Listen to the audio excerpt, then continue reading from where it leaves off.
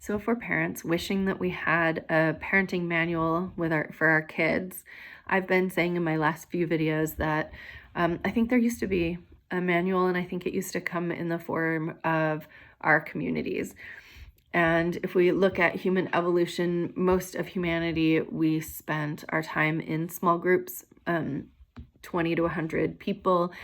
And not only were there people who had already raised kids to help us raise our kids, there was also this huge multi-age group of people in which the older people took care of you and you took care of the younger people. And so even as children, we would have been caring for other children. And that would have also been part of our education about how to take care of people who need care. It would have come in a much larger context than just parenting. And when I first posted that, a few people said, yeah, but that's really hard because nobody likes to be told what to do. And I think diving into that a little bit, it will be helpful because we definitely don't want to be told how to parent by the people who parented us. Often that is pretty cringy, and the way that we were parented is often something we're actually pushing against, right? At least I think probably you, because me and the other people that I imagine would bother to watch this video. That we're the people who experienced some form of poor parenting strategies that probably caused us a lot of pain and put us in a position where we spent an awful lot of time in our lives trying to kind of put ourselves back together from that. So these, are not the people that we would ask how to be parents. And I'm not suggesting that we should.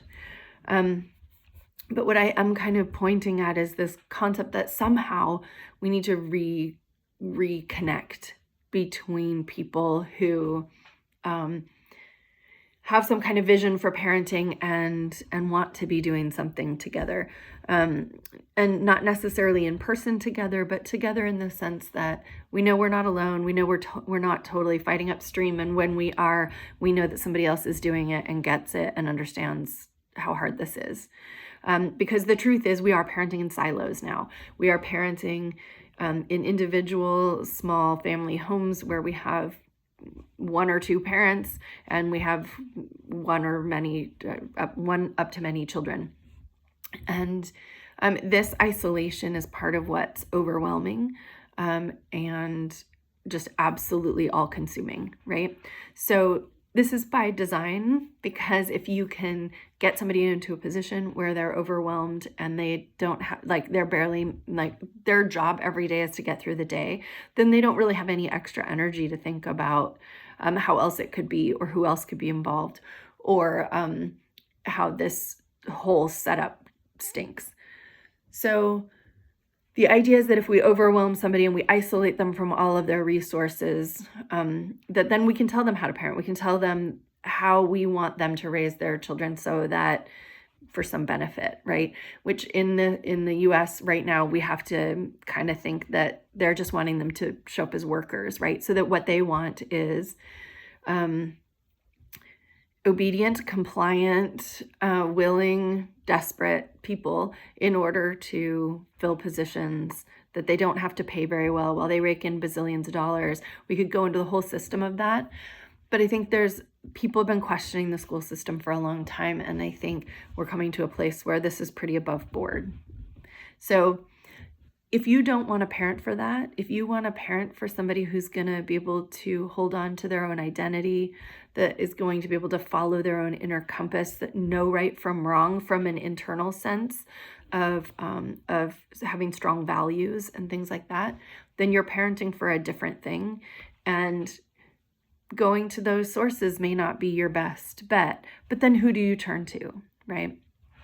And in this case, I think what we're kind of getting at is we do have to turn toward peer, that in the absence of having somebody older than us who has experience, who can actually share some of this stuff, I think we have to turn towards each other, and that it might just be a lot of peer figuring it out. And I think the benefit there is unfortunately, that means that the person is in it with you at the same time, and that you don't have sort of somebody holding a little more experience or a little different perspective of having come through the other side. But what it does do is it starts to rebuild those community ties. So to the degree that we don't want to be told what to do, I think it's really about not wanting to be told by people that have hurt us. We don't want them to tell us how to raise our kids. And I think that's legit. And I also think that we have to start looking for where do we have connections that we can build on? Where do we have connections? Because increasingly right now, we're still being pulled apart based on things that don't matter. That if, genders and races and people who have this perspective versus that perspective are all being kind of like set up to fight, that means that we're not able to take on the thing that's actually causing the problem and what's really important. I think that's the big picture thing that we're doing in Landscape of Mothers is, trying to form a new vision of parenting, one that's supportive of parents, supportive of children, and supportive of families, and of all different kinds of family structures, all different, however we end up doing family, right? Whether it's chosen family or blood family, that we're all able to reconnect and feel like we belong together is a fundamental piece of Landscape of Mothers.